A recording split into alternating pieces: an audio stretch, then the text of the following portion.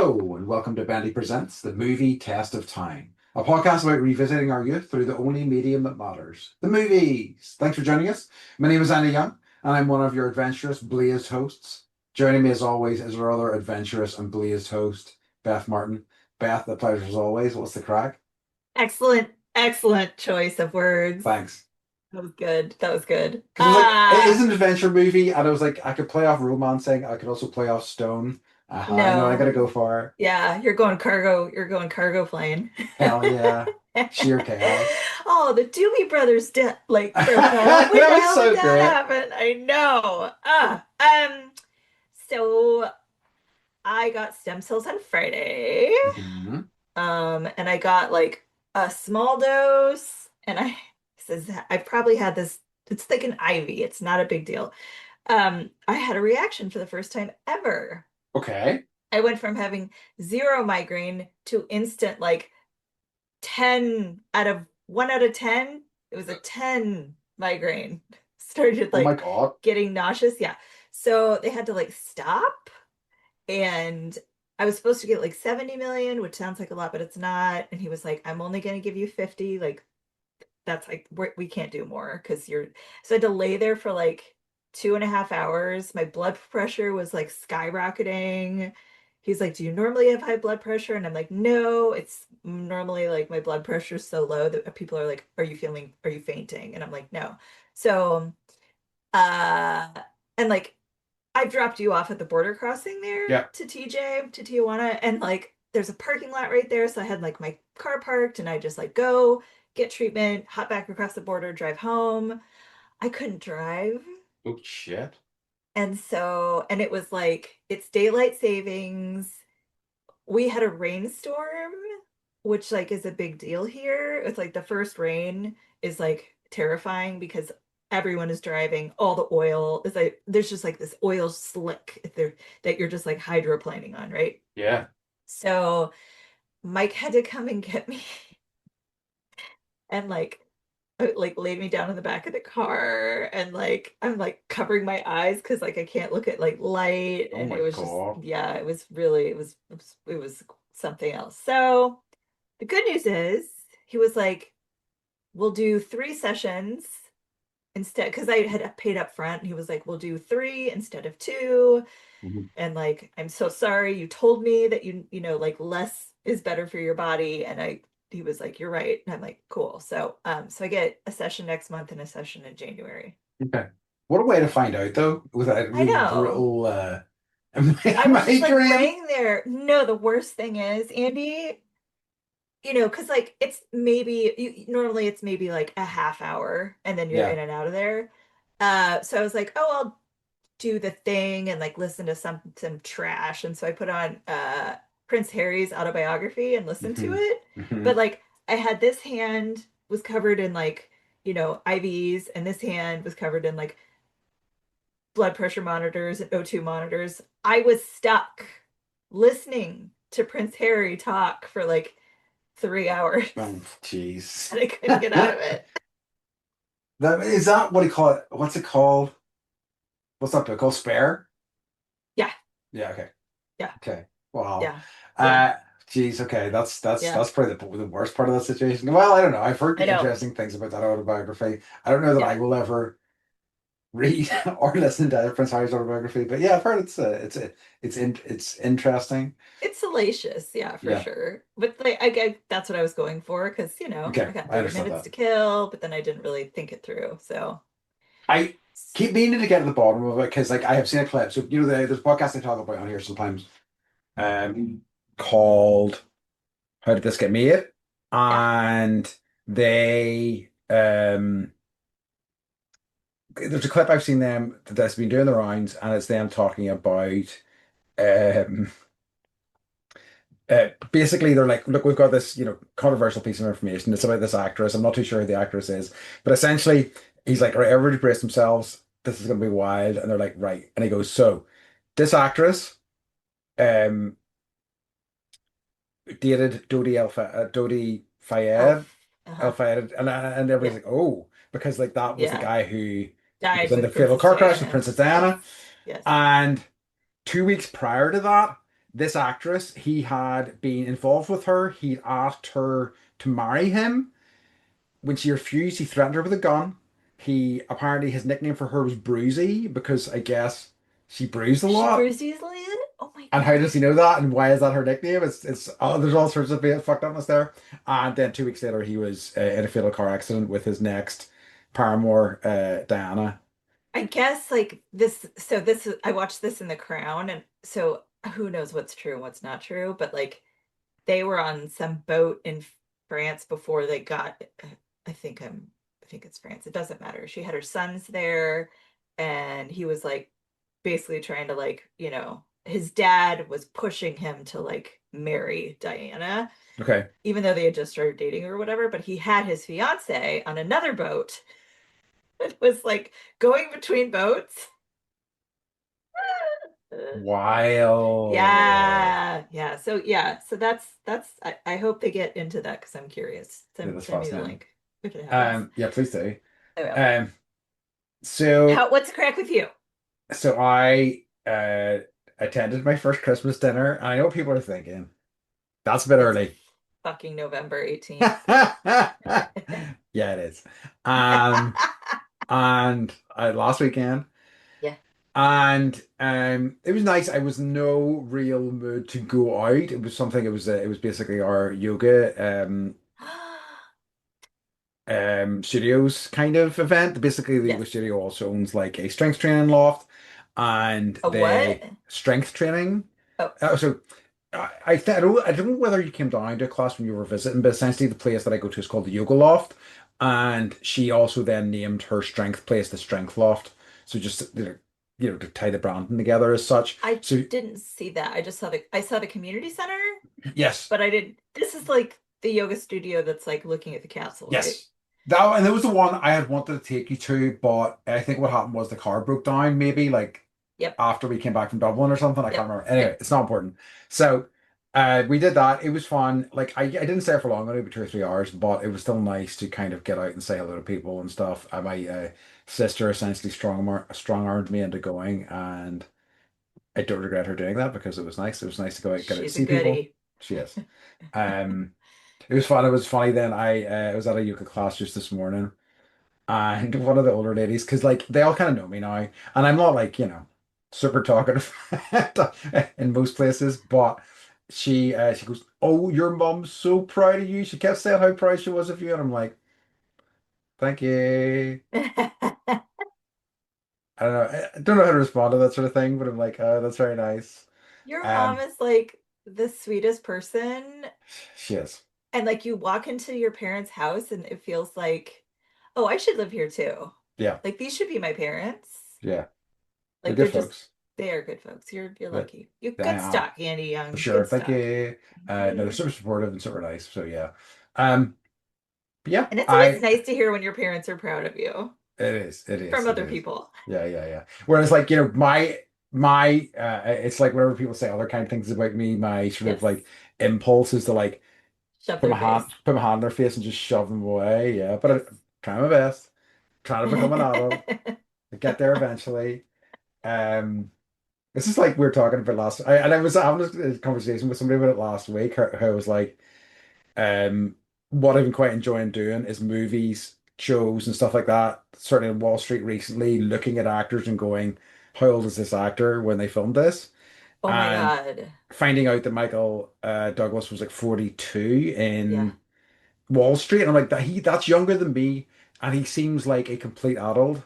Whereas Yes. I feel like I'm Yes. very far away from the same thing, Yes. you know? I agree. Like, I don't know if you guys ever had the OC, the Yes. TV Hmm. show. Okay, so like, I think it was Marissa was the like one of the skinny girls, the main character, her mom, like, was like middle-aged or whatever, and we all thought of Hmm. her as being like super adult. She was like 35 or 36. It's it's insane. It's one of these things, and people keep telling me that like look up what age the Golden Girls were when the Golden Yes, Girls, and it's I was like just gonna say that. it's It's ridiculous. insane. They're like all in their 40s. And I think the Yeah. one that plays like the the like Golden Girl's mom, so she's like even more ancient, was like the youngest of all of them or Well, something. what? Yeah, so I don't know. All to say, all the Botox that we're doing is working, Andy. Thank God. Um, love it. Okay. So do you have any what's occurring for us this week? I do. So we were talking about David Byrne and Talking Oh Heads. yeah. So someone said on the subject of David Byrne, he wrote the closing song to the film Young Adam as an absolute haunting masterpiece of a tune called The Great Western Road, named after a famous road in Glasgow, which I briefly lived on over 20 years ago. I loved that flat. Young Adam starring Ewan McGregor and Tilda Swinton? Uh-huh. Swinton? Sorry, everyone, is a film I would recommend if you want something a bit different. However, it is a masterclass in Scottish miserabilism. It is a bleak, feel-bad movie in all the way. But I listened to the Great Western Road song by David Byrne, and Uh-huh. it's really good. Yeah, I don't know if I probably do know that one, but I don't know it off the top of my head. Hmm. Um, yeah, yeah, Is he that's still interesting. alive? He's alive Dave still, isn't Byrne? he? Yeah. Yeah, he is. Yeah, yeah. He's Okay. still doing stuff like Okay. he's got an album out this year, I'm pretty Okay, good. sure. And he's been doing I'm gonna forget the name of it, but essentially he's been touring a like Talking Heads sort of themed stage show, the name of which I forget. But yes, it's supposed to be very good as well. Like, stop making sense. Yeah, exactly. I gotta find it out because people are gonna be screaming at me otherwise. You don't know your David Byrne. Yeah, yeah. Yes, Uh, so I think I told you this already, but he was a Reed grad. I worked at a college in Portland called Reed College, and I think he graduated from there. So Interesting. the kids, the college students, like every year would have this big party, and every year they would do they on the big screen in the student union they would play Stop Making Sense, and everybody would like be Love dancing it. and freaking out. It's very sweet. Yeah. American Utopia was the name of the show that he's touring with. Okay. Supposed to be very American good. Utopia? Correct. That's Right. tongue in cheek. And Sorry. possibly, hey, Uh-huh. that's what your president's working towards currently, right? Uh-huh. Anyway. Yeah. Shall we move on to our topic? Let's do it. Okay, Okay, so we perfect. watched the classic Hmm. movie Romancing the Stone. I haven't seen this in probably 10 or 15 years, It's probably longer for me, to be honest with you. but it was like one of those movies as a kid that I would watch over and over and over and Yeah, over again. So like and, and I guess like either the humor works for children or I don't know. I like understood the jokes as a child and they're just as funny now to me, honestly. Like they had so many good quotes. I liked the characters, I liked the story, I liked the pace. Um so like I wasn't like some of the movies we watched I'm like, okay, I'll sit through this, but it was like I was definitely like more I was paying attention a little bit more. I was deeply worried going into it, Hmm. thinking, "Oh no, this is going." Because I just was not deeply worried, but I was like, "Is this is might be complete crap and might be very tough to get through," but actually it was really You were really like, light and breezy and fun, yeah, yeah, and I think that both Michael Douglas and Kathleen Turner are extremely watchable. I think there's other also Danny DeVito's in there, yes, also fantastic. Um, so yeah, pleasant. I'm not going to say exactly, my opinion, yeah, obviously, until the yeah. end, but The it was a three of pleasant them, so rewatch. Kathleen Turner, Michael Douglas, and Danny DeVito have been in like three or four movies together. Like War of the Roses one was one of Of them, Romancing the course, Stone. So it's like no wonder it worked well because it's like if you get a good cast, you just keep recasting them in other things. it's true. Yeah. Okay, so quick synopsis for those who don't remember, because everyone has seen this movie, hopefully. Joan Wilder, a mousy romance novelist receives a treasure map in the mail from her recently murdered brother-in-law. Meanwhile, her sister Elaine is kidnapped in Colombia, and two criminals responsible demand that she travel to Colombia to exchange the map for her sister. Joan does and quickly becomes lost in the jungle after being waylaid by Zolo, a vicious and corrupt Colombian cop who will stop at nothing to obtain the map. There she meets an irreverent soldier of fortune named Jack Colton, who agrees to bring her back to civilization. Together they embark on an adventure that could have been straight out of Joan's novels. Uh, yeah. I'll say the beginning of the movie is like one of my favorite things. It makes like there's, the stereotype of the cat lady Yes. living alone. Yes, I was thinking exactly the same thing as it started. Like, and what a seen as what a like a terrible thing to be. Can you Yeah, imagine? I know. But I was like, this looks kind of lovely. Yeah, She's got her nice apartment. She's he got a does. cat. Uh-huh. She loves her cat, adores her cat. Her cat's name is Romeo. Yes. Uh, and like she writes a book and she's got these headphones on and she's crying and she's just like everything about it is just like this sweet intro of like who she is. And it like you get to the heart, you're like, okay, I like her, you know? And Yeah, she's kind of absolutely. like agoraphobic. She doesn't really like leaving her house. She doesn't want to date anybody. She just wants to write her romance novels and like, but life takes her through a different path. It felt like one of those things. I'm watching it. It does feel like one of those setups that feels like cliche now, but it feels like that was something that, you know, it's obviously an older movie now, but they were like setting the template in a lot of ways here. Yeah. And I think the fact that it like leans so heavily as well into the like that sort of trashy kind of romance novel thing as well is such a kind of so it becomes like a fun subversion of that trope while kind of creating its own sort of trope. Mm-hmm. And I Hmm. liked it because I was thinking about like other adventure movies involving treasure maps, and like no one ever sends the map to a woman, right? The woman's never like, That's a good point, actually. yeah. Yeah, I yeah, was yeah, like, every single one, it's like, okay, it's even like the kids are like, male. So, yeah. so I liked that aspect of it where she was, the reluctant hero, you know? No, I agree, and I think yeah, yeah, I mean, like, and I think it really does. It's like really kind of nicely packaged as well because like there's a lot of foreshadowing in terms of like the books that she writes and things like that about the women who to kind of overcome these things themselves, but still Hmm. are hopeless romantics or hopeful romantics as she says at the end. Yeah, that's right. With her Um, blowout haircut oh, hairstyle. So good. Uh it's she's just the epitome of the 80s for me.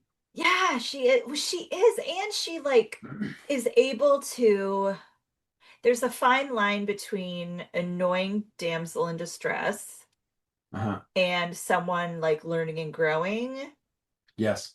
through an adventure, and like she learns and grows, and like there was no point where I'm just like, oh my God, like her character's so annoying.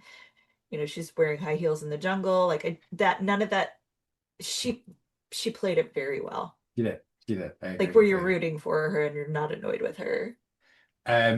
Yeah, no, I think that she did like I don't know, she just plays that and she's one of these actresses and I'm kind of like I know that she had a huge career in the 80s, but Yeah, she's so freaking good and she's so effortless at doing this sort of thing and I'm yeah. like, why wasn't she massive, you know? I suppose she was for a chunk of time. She got some chronic illness, Yes. and she's got to take steroids and who knows what else for it, and so that's kind of like changed her I physique and stuff. physical appearance. Yeah. Yeah. But I mean, there was one movie, I can't remember which one, but she plays like the father who's like gone through like some sort of, either transgender Oh, or has was gone that in through. France, maybe? Yes, yes. It was like Chandler's dad or Yes. something. Yes, So yes, like yes. she gets the humor. She doesn't like, okay, I don't look like I looked in the 80s, but I can still, I'm not gonna let it get to me kind of thing. Yeah, Which I appreciate that. Yeah, good very catch on much the so. Friends. I never really watched that show, so I'm glad you did. Wow, really? Mhm. I'm not like being like you, Beth. You've got to see Friends, but like it's just one of these ones that seems so ubiquitous. I'm surprised you were able to avoid it. Yeah, I'm kind of like, if the more popular it is, the more I'm Sure, like, nah. I get it. I do get Yeah, it. yeah. Yeah, I love it. Okay, so the director of this was Robert Zemeckis, who's like a massive director now, if you just don't know. What was interesting for me, and it's I think I kind of had known some of this before, but I was looking into his past, and he was primarily a writer initially, Mhm. and one of the things that he wrote, and this isn't the only one, but this is probably the most damning one, was 1941, which is a movie seen as Steven Spielberg's only real failure. You know, it's like he did it. It was a comedy about World War II, and a lot of people just think it's absolutely terrible. And he wrote this, and this was at the end of sort of like a kind of period of writing in his career in the 70s. And then people were kind of like, this guy writes interesting scripts, but clearly, if somebody even as talented as Spielberg cannot make them into workable movies, maybe he doesn't have a career here. So he kind of like, you know, still wrote things, but still sort of was like fishing around trying to figuring out what his career was. Nothing really went anywhere. And then he was offered this by Michael Douglas. Michael Douglas needed a director for this film. This was a big success, and this kind of set him off to the races because then the following year he made his script that he had had in percolation for years, had shipped it around multiple studios, and they'd always said no. Made, which was Back to the Future, which and once Back to the Future was made, you know, Then they were like, here's the golden key. yes, hey, you can make anything you want. Yeah, And yeah. then he also made like things, obviously like Who Framed Roger Rabbit. He made Forrest Gump later on in the 90s and things like that. So like enormous totemic movies, and he has a number of those under his belt. He looks like the kind of guy that would tell you about the Dow Industrial. He does a little bit A actually, little yeah. bit interesting. Yeah, he has a star on the Hollywood Walk of Fame. That's good. We did The Witches. Hmm. Oh, he's taught like those are the only ones that was like he has He a did ton the of stuff. live. You're like, Yeah. you know. I mean, I think like in recent years, people kind of went off the boil with him a little bit. Like he did this thing called Here, which was a movie where the gimmick was that there was a set camera angle, and you view this entire family's life through this set camera angle throughout generations and things like that. And apparently, it was iffy. But you know, he's one of these guys who's like, again, if his only film was Back to the Future, then he's undeniable. Do you know what I mean? Because like that Yes. film was such a colossal hit, and its resonance throughout time since has just,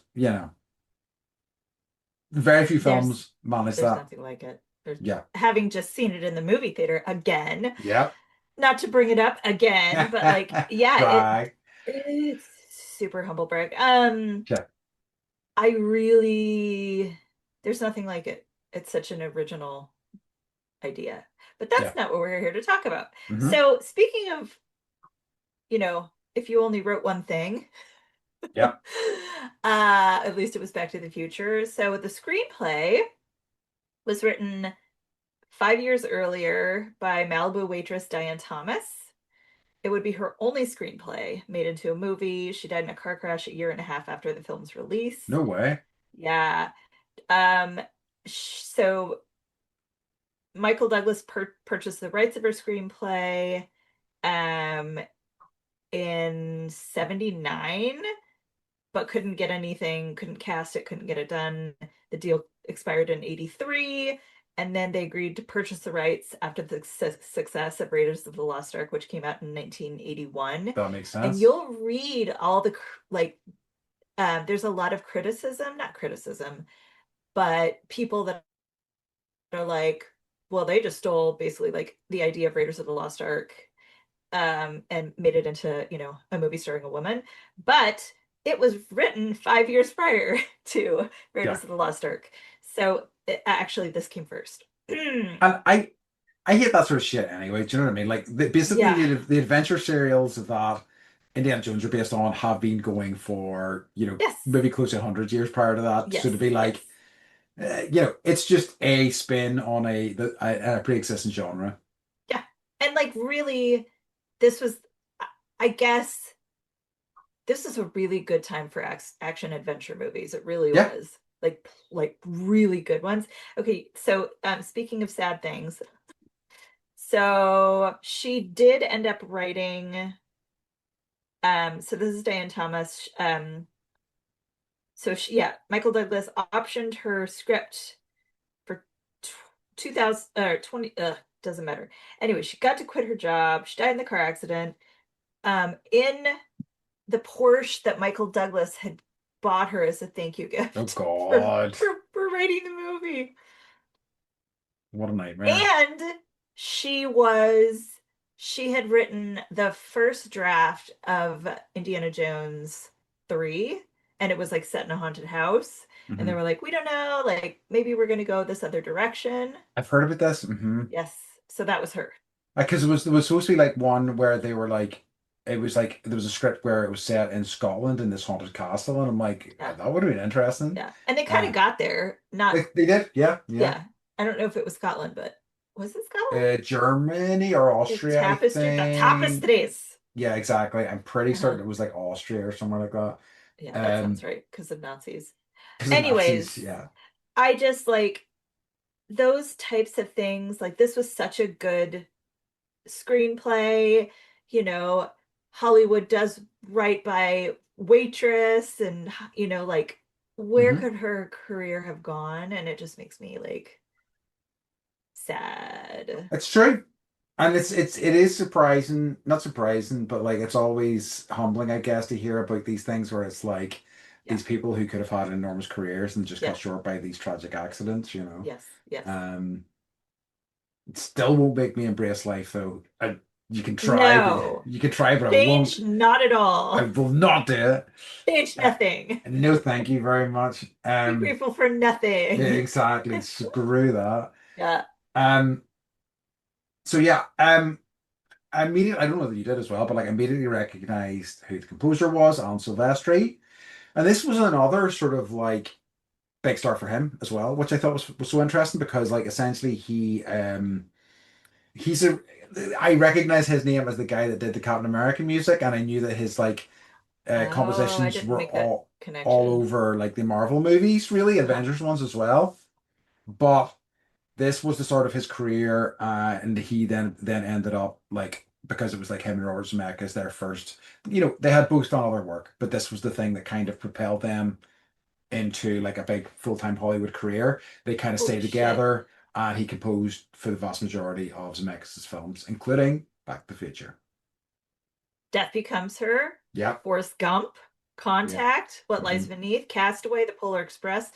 Can't stand that movie. Beowulf. I don't think anybody can Uh, stand that movie, seemingly. I don't know well, anybody that likes my children can stand it over and over and Polar over and Express. over. Uh-huh. Gross. I know. Also, in terms of one that's near and dear, Gross. in terms of what's near and dear to my heart, he also did Predator, which I think has an iconic music. Definitely. But yeah, so And like, also like mhm. I don't know. I very much enjoyed the soundtrack.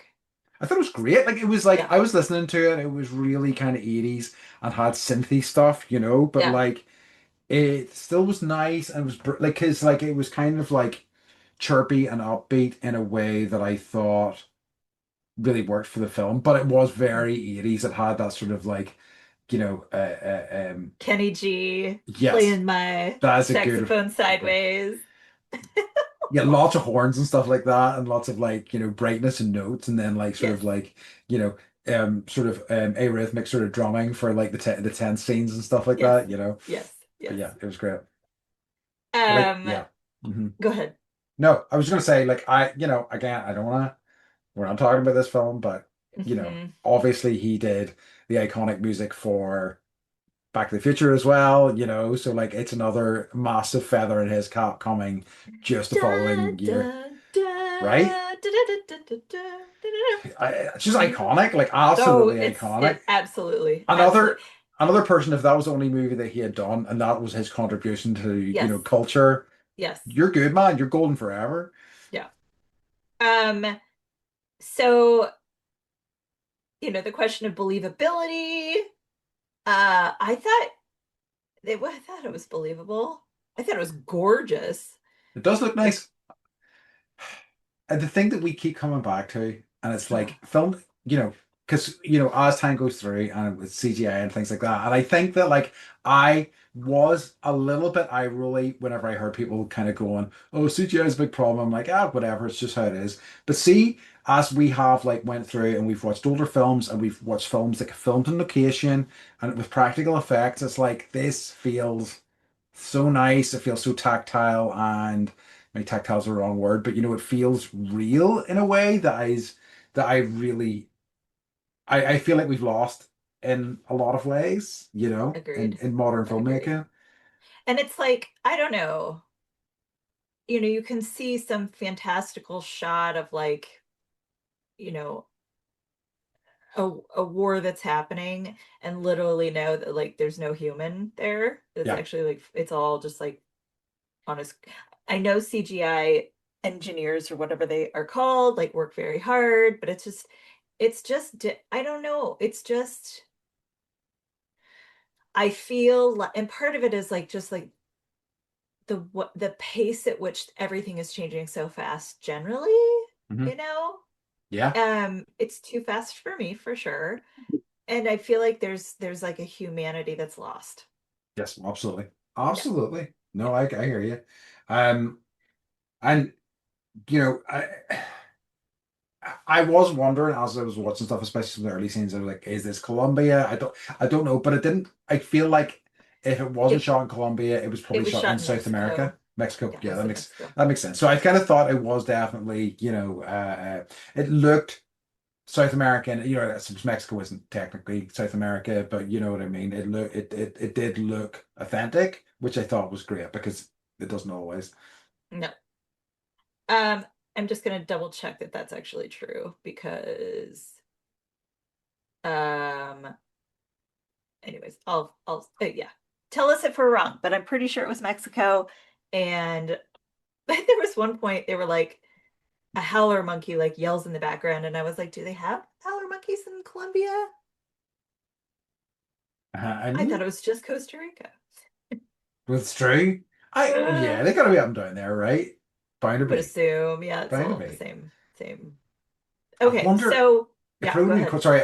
I'm just thinking. It probably would have been. Well, it might have been quite dangerous to film and actually in Colombia at that point. Oh So no, that's what it was. Thank you for okay, you're helping my brain. okay, good. So as life imitates art, there was actually a rash of American kidnappings in I Colombia, and they were like, see. "Oh, it's probably too dangerous. Let's go film in Mexico," Okay, fair enough. Fair enough. Fair enough. which is safe, which Good is old a safe safe place. Mexico. Yeah. It is. Yeah. It is. I've never had any problems. Yeah. Yeah. I hear you. I like Jack Colton's character. I Oh, thought it so was good. believable. This guy, like, out there collecting birds to ship illegally Yes. around the world. Yes.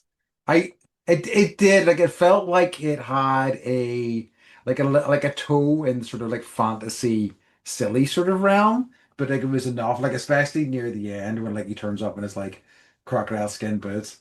And Yeah. I had real questions about that them towing a boat into New York and I'm And like, I have a whole list of bro, why things are that, you doing this? Why like yes. this feels like an unnecessary expense. That Yes. maybe that emerald was worth a lot of money. Who knows? Um, yeah, I would say just like, okay, this was made in whatever year, 1980. But 84, I think. yeah, I definitely feel like it holds up. Um, the jokes were funny. Like it's believable as far as like an adventure story Yeah. goes, I think, you A- know? Absolutely. And I mean, it feels more like, obviously Indiana Jones is fantastical, that's kind of part of the appeal, but like Yeah. it does feel grounded. And like with while having like silly elements, it does feel like there's a lot of grounding in there as well. But like you know, the fantastical parts of it are also kind of like, I think for most people they kind of think, oh, I might stumble across a treasure map that has, you know what I mean? Like that feels like something that might happen. So like I think that, the reality is that there probably aren't really any treasure maps, but it's such an evocative idea. It's easy to get swept along by it. There's definitely treasure. There is treasure. Uh, they just found, this was like last month, they found a haul up, not up in Florida, over off the Sure. Florida coastline, and it was like millions of dollars of treasure. Ooh, interesting. Yeah, Wow. so I there think that, are yeah. treasure hunters Yeah. specifically in Florida just because they have all the hurricanes and all these boats sank, and they're everywhere. There's everywhere. Um, So I stopped myself. I'm going to say it anyway. Whenever you talk about when you said Florida, I was going to go, "Oh, America's floppy penis." Um, It totally looks like that. I thought it's worth going back to because some people will enjoy that, right? Yeah, they could Don't. they could secede and I would be fine with it. Yeah, that's right. Don't come at me, Floridians. No, no, No, no, we no, no no. Floridian is listening to this podcast. I'm guessing. Um, If you are, let us know. Very please curious. do. Yeah. Also tell your friends, your Florida friends. Um, but yeah, and it's also so great seeing Danny DeVito in Oh my movies God.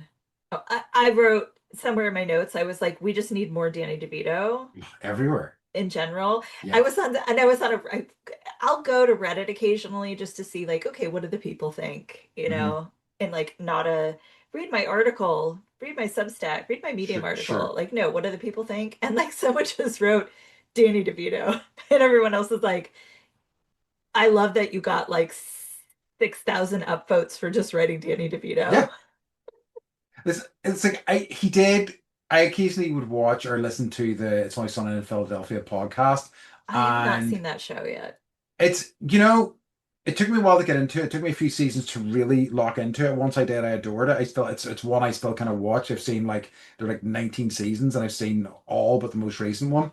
And he eventually he joined it pretty early on, like season 2 or 3, and one of the podcast episodes, they invited him over, and he kind of got lost on the way to the studio, and he told a story how he just like knocked on a door trying to find the studio, and like just people just opening the door and finding Danny DeVito there, and they were fucking thrilled. They were just like, yes, it's like, yeah, oh my god, come in, take photos with him. They gave him a drink and everything, and so he like that's why he was late for the recording because these people were just like so overjoyed that he was there. It's amazing. He's just, it's kind of like, Bill Murray just kind of shows up places Yeah. and like does karaoke with you, or like, Yes. he'll just like photobomb your wedding. I was reading, I feel like Danny DeVito should be doing more of that. Yeah, And absolutely. he showed up, this was like, I don't know, probably a decade ago, maybe more. And showed up to one of those talk shows, uh, and it's like a morning talk show, and he was fucking wasted drunk because Wow. he spent all night up drinking limoncello shots with George Clooney, and I was like, that's the best excuse I've That ever. rocks. So like, if I was ever a teacher and I was like, "Why is your homework late?" and someone was like, "I was stayed up all night taking shots with George Clooney," I'd be like, "Okay, you pass, no I see, problem." like, it's often, when you think about charisma a lot of the time, and certainly I maybe perhaps generalizing here, but like, you often think of like somebody like, you know, tall, handsome, or beautiful or whatever. But like, he is oozing charisma in a way that few other people are. Like, he has it in a way that I can't think of many other people that do, not as much as him, certainly anyway. The Riz, He the knows what Riz. there is. He's watchable. Like He every, is. like, you know, send the boat back. Yeah. I will soon. How soon? Very soon. Like just everything, and him trying to like hide his face, and like he's got Oh, wanted posters with his yeah, face him trying to everywhere, and rip he's the trying to, poster off. Yeah. yes, it's Oh, just his physical comedy is funny. The way he like utters every line, it's funny. So like I'm glad they're in more movies together. But like him and Kathleen Fisher and Michael Douglas, like totally watchable. Did a great job. Absolutely. And the No. guy that is playing the drug lord, whose name I can't remember, Oh yeah, he who was also has, wonderful. yeah, he was also good. He was good. Um, Okay. mhm. And that was just like a funny little segue into like a different part of the adventure. Like they end up in this Colombian town and everyone's got guns and they're terrified. And so they all take him to the drug lord of the town who kind of runs everything. And he's like, Joan Wilder, I read all of your books Yeah, to all my people. And like they love her. And so yeah, who knows who reads romance novels. it's true. Anyways, it was funny. Um, any other characters that stood out for you? Um, I think that so like I give the I can't remember his name, but the I guess the main sort of like antagonist, the kind of general kind of dude. I just Zo find him, Zo Zo Zolo? yeah, Yeah. such like I that was the person I had the most questions about, right? Because like, Yeah. okay, so he's the head of secret police, Yeah. but also he's like taking missions on his own. He's killing people on his own. He's like spying in people. He's I'm like that guy has a full plate, you know. How does he know? Yeah, like how did he find out about the fact that like there was a map and there was a treasure and like This is also very true. yeah, Yeah. So it that guy not found explained. but again I didn't really care because like what's really fun is say Danny DeVito and his cousin and Yes. Michael Douglas and Kathleen Turner sort of like they're sort of back and forth, them in the Yes. mix is all that really matters. The other guy just kind of drives things a little bit. But yeah, I think that honestly, just leave me with those core three, and I'm happy all day. Yeah, same. Same. So I've got some facts if you want to hear them. Please do. But okay, uh so the studio execs were so sure that this film was gonna flop. Hmm. That's Zemeckis, did I say it right? Yeah. Was they fired him Wow, from really? directing Cocoon in 1985. And then it turned out to be such a success that they let him go forward on his own project, which was Back to the Future. Okay, makes sense. So I just love that it's like that's Hollywood. That's Hollywood, I'm right? They're glad like, that we don't like know how this is gonna work, so we're yeah, just gonna fire you from this other project. I'm glad to hear that the people who are making the decisions are in Hollywood were dipshits back Yeah, then as much as yeah, they are now. yeah, totally. So much cocaine. Yeah. Yeah, I already mentioned the ripoff of Raiders, and no, it had actually been written much earlier. Okay, this is funny. I think this might account for some of the chemistry that we see. Michael Douglas and Danny DeVito were roommates during their time in New York City when they were starting out in show business. Wow. Can you imagine that pair That's just like amazing. going around town doing their thing? Wow. So DeVito notes that Douglas got his break with the TV series The Streets of San Francisco in 1972, but continued to pay his share of the rent even after leaving the apartment in New York for Hollywood. So he's a good guy. Nice. And he would later, as producer and reluctant lead character, Jack Colton, offer the part to Danny DeVito. Um, and DeVito was like, that basically like cemented me. So Interesting.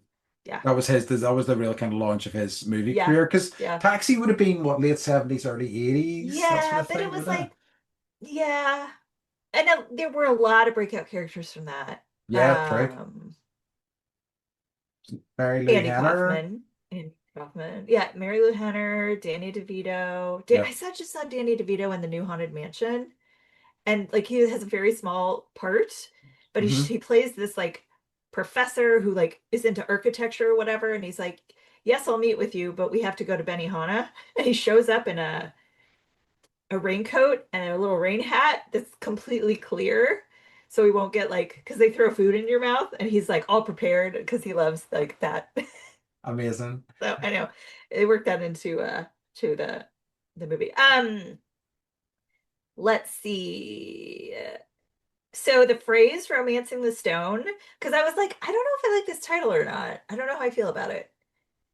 I like, and then after watching the movie, I was like, the title works, but It does. if the phrase "romancing the stone" is a piece of jeweler's jargon referring to a step in preparing a gem for use in jewelry.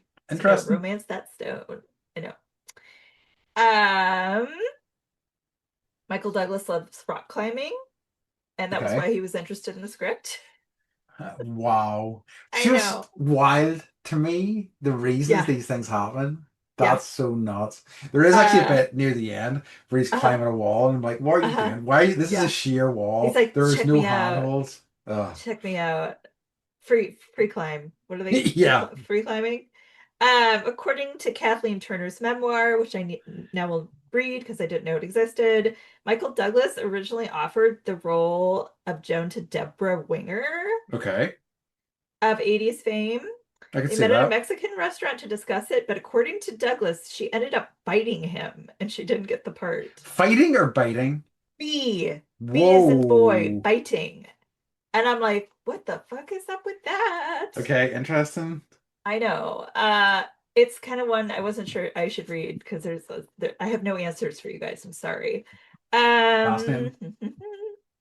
oh, and actually, okay, so this is interesting with the rock climbing. Sorry. Who knew we would be talking so much about this?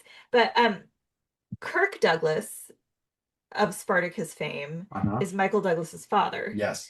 So when he was around 16, Michael would enjoy rock climbing with his father during breaks of the filming of Spartacus, which came out in 1960 and was entirely shot largely in Death Valley, California.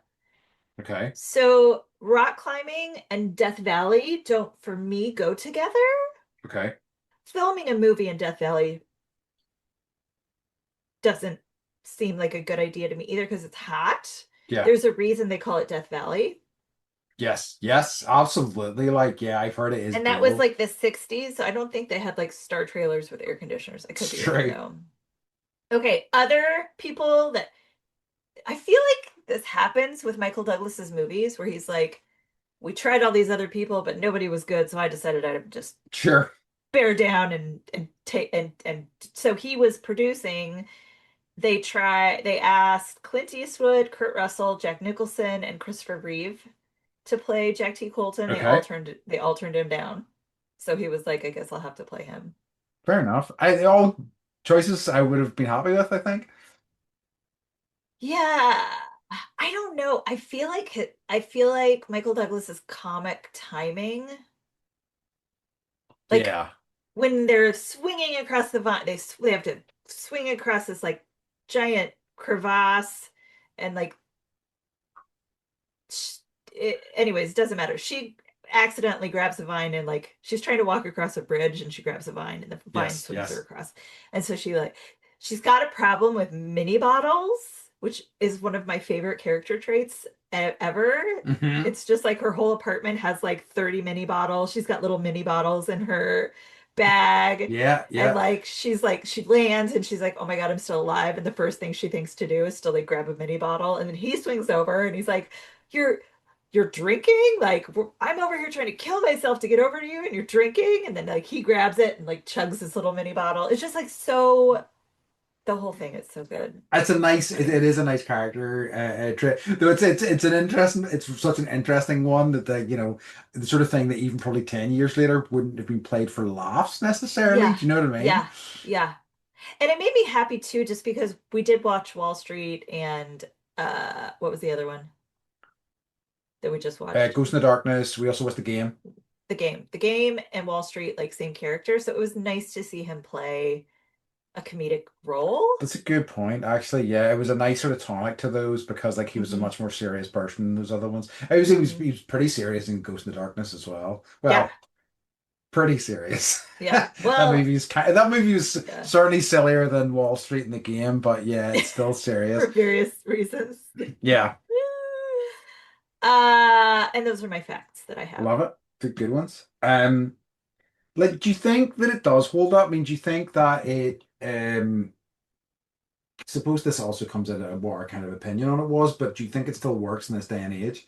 I think the dialogue is so tight. I think the pacing is so tight. Yeah, I I agree. like it's kind of like I love it when I sit down to watch a movie and then it just like I can't stop watching it literally Yeah. because I'm gonna miss something and like it's all just like moving along so fast. Yeah. So in that regard, I do think so. I miss, I guess like the 80s and maybe the 80s had this kind of campy humor, Hmm. which we'll talk about more as we get into some of the other movies that we're watching right now, but like I miss that.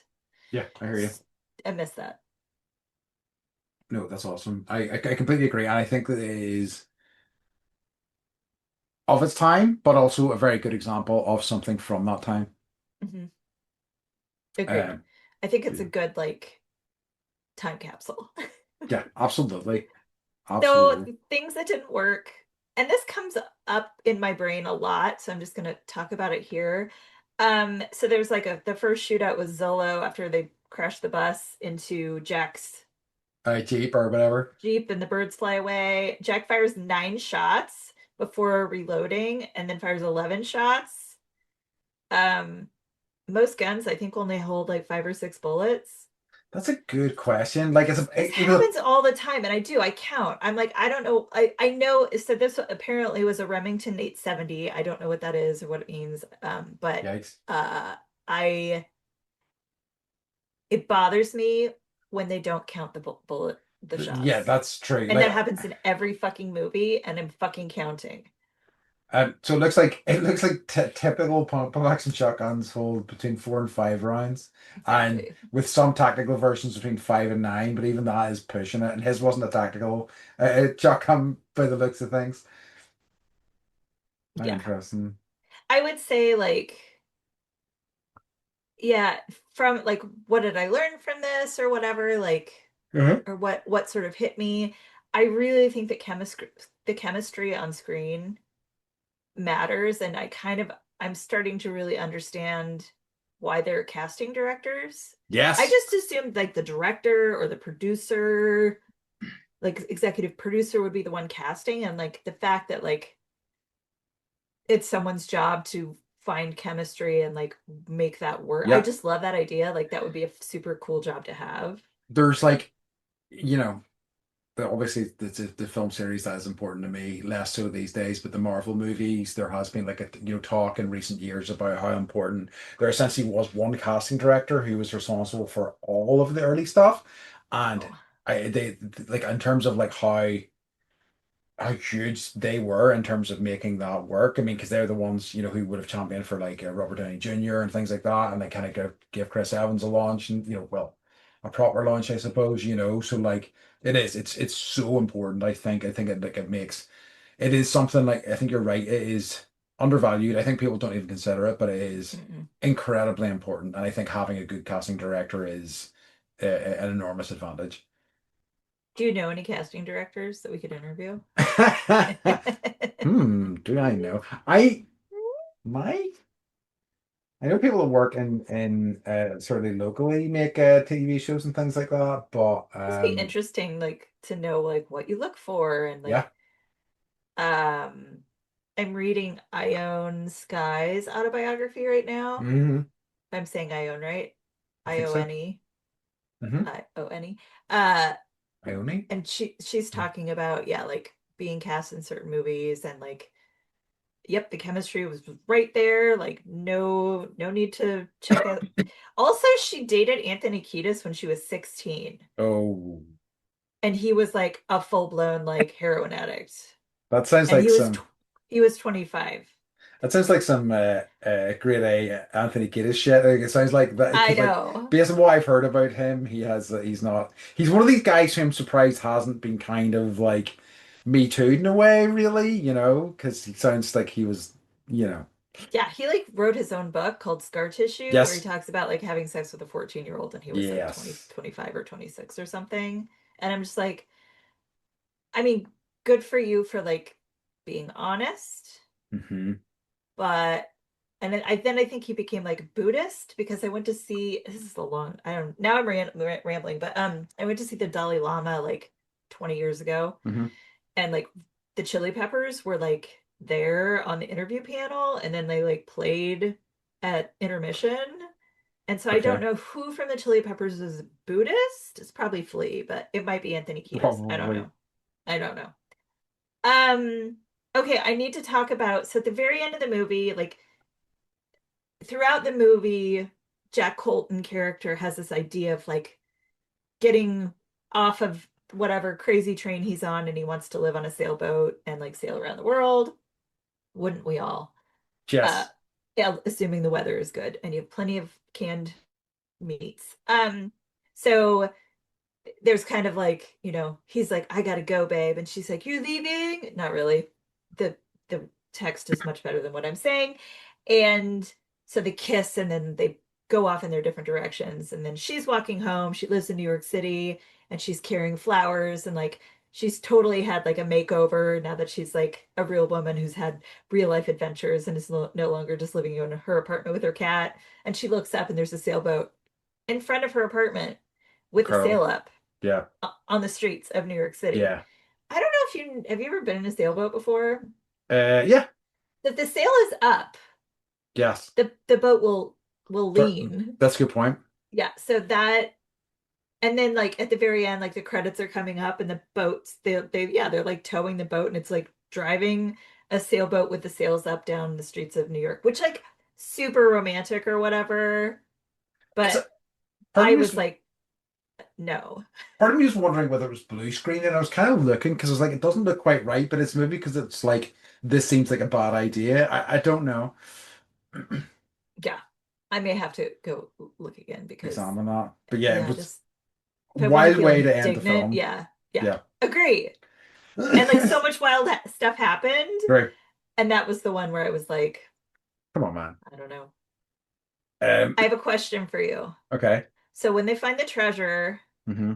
it's in this like weird bunny Yeah, statue, and she's like, "Oh, in one of my books, like bodice ripping books, sure. uh, the treasure is inside the statue." And he's like, "So they break the statue, and then they open this." And the jewel is wrapped in green grass, which I don't know how things work Hmm. with grass and statues and sealing things for hundreds of years or whatever, but the grass is usually not green That's a good point. and alive. Would you have broken the statue? Yeah. I don't know if I would have. Um, I mean, I think so. I mean, it's of no value. So I think That's it's true. a But what if it's it was? How do you know? it's a good point. It could be that that's a very good point. It could be one of these things that's wildly collectible, and I have no idea about it because it's like that's often the case. That's a good point.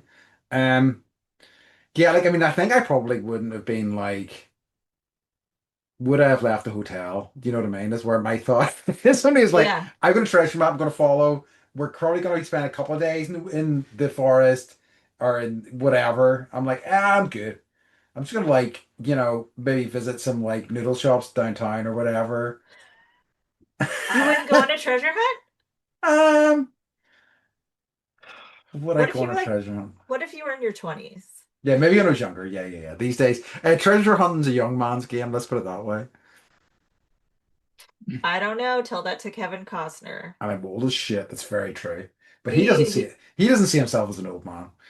no, that's true. He sees himself as Kevin Costner. Oh yeah. Now and forever. Now and Uh, forever. um. Shall we move on to the end, in terms of our last few wee sections for the film, or do you want to have any, or do you have anything else Yes. you want to talk about? No, I'm Okay. good. I think that for me, it's a pretty easy answer for who wins Too Legit to Fit this week. It's Danny DeVito all day long. Like I really liked a lot of And his Michael Panama Douglas's. hat. Yeah. Yeah, I mean it was so great. This hat, the hat, the vest, the suspenders, everything. It was all of it was working for me. Um, and I like Michael Douglas's shirt that he wore through like the last third of the film, but Mhm. like and Kathleen Turner has some nice outfits near the end of the film as well. But the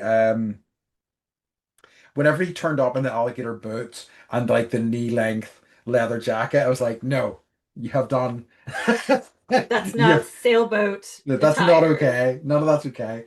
And so you've lost any points that you had are gone now. So They yeah. kick you out of Cape Cod for that. Yeah. I mean Danny DeVito was already in a strong lead, but that just Yeah, completely hobbled your chances. So yeah, Danny DeVito all day. yeah, Are you yeah. you I'm in absolute agreement. okay, perfect. I was Love like it. Michael Douglas, but like like he was. I don't know. Well, maybe they did some of the costume design based on Raiders of the Lost Ark. Yeah, Because even though the script was written, like Raiders came out and then this came out. it's true. So Um Andy's Animal Acting Award for excellence in animal acting mhm. goes to the alligator, the big fake Fuck yeah. alligator that Yeah. is trying to scare Michael Yeah. Douglas. Yeah. That Uh, ate Zolo's hand. And I was yeah, like watching it, and it's like he's like he catches the jewel and he's like, thank you very much or whatever. And then yeah. like the crocodile comes and like eats his Ah. hand and like he's like, ah, like totally screaming and there's like blood gushing everywhere. And I was like, this is So good. this ain't CG. Sure isn't. There's like pipes and tubes running, like pumping red fluid, making it super gross. It was so good. He was so So sweaty. he was very sweaty. I mean, everybody was quite sweaty in that film, but he was just particularly sweaty.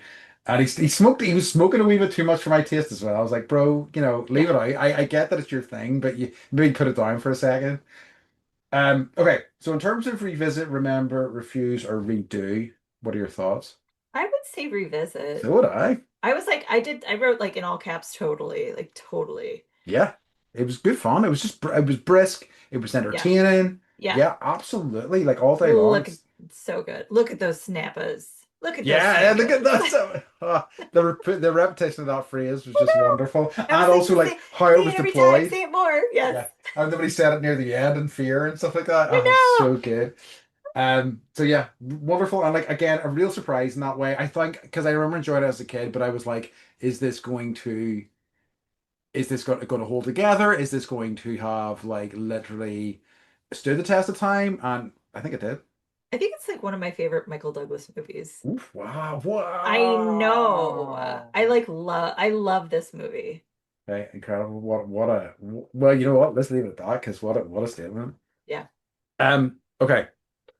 So in that case, Beth, what has been bringing you joy this week? Um, do you want to start? You want to start? Sure. I talked about Arc Raiders yet? It's the Yes. video game that I've been playing. Yes. Okay, fuck. You can read. Okay. Oh, I'll do No, it. no, Okay. no, no, no, no, no. I've got something else. You know what? Oh, okay. Okay. I can go. So okay, go.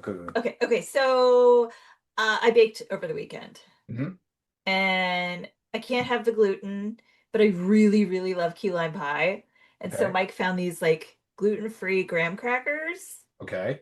and we have a lime tree now. We have a key lime tree. Ooh. So I made from scratch the best key lime pie that I've ever made, which is Hell the yeah. first one. I've made one so far. No, I used to like bake a lot and had forgotten how much fun it is. And it's also there's like something to be said about like going out and like harvesting your own limes and making your own fucking Key limes are pie. They're the the little guys, like little they'll put them guys. in like on the top of a Corona Yeah, yeah. bottle.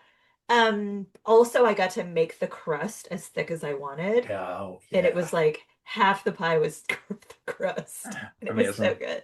Yeah, Amazing, amazing. that brought me joy. It was good. That's good. Okay, so I'm gonna do another video game because I so I've been playing a game called Silk Song, and it is kind of a sequel to a game. Kind of a sequel. It is a sequel to a game called Hollow Knight that I only finally got around to playing earlier this year, or was it last year? Not important. And one that I had been trying to play for a long, long time and had really bounced off. But once I kind of locked into it, I just absolutely adored it. It's got these like beautiful, like cartoony graphics, and you are like a bug essentially who's going through this kind of bug kingdom, and there's all like acolytes and pilgrims and things like that. It's just this really kind of rich world, but it's also extremely hardcore, which is in terms of like the difficulty levels and stuff, which is something that I am really looking for in games these days. I don't know what happened to me. I'm now looking for these really kind of hardcore experiences. So it's both rewarding in terms of the story that it's telling, and also in terms of the feeling of achievement whenever you kind of overcome certain obstacles and things like that. So yeah, it's really got its hooks in me, and it's maybe not bringing me joy, but it is bringing me distraction and entertainment. You know. I would say like distract it, like just Prince Harry was not distraction. Yeah, That was that's not. yeah, So that's it not can good. be, Yeah, yeah, no, it's like quality distraction does matter, I will it, say. absolutely, absolutely. Good on ya. Nice. Okay, Beth, can you tell everybody Mm. where they can find us? Yes, you can find us at bendypodcast.com. Thanks to those of you who are watching our episodes on YouTube and giving us likes. Yep. And like, if you've got any ideas of movies that you would like to us to watch from childhood Yep. and Even give like opinion, like a series suggestion, like if you want to yeah, suggest an actor that we look into, things like that, that would be great like too. Danny DeVito. Yeah, ooh, now we're talking. I know, right? Love it. All right. Okay, folks. In that case, we've reached the end, and as always, we'd like to remind you to stay Stay bendy. bendy. Nice. Vocal fry just for We you. love you. Love you Bye. guys.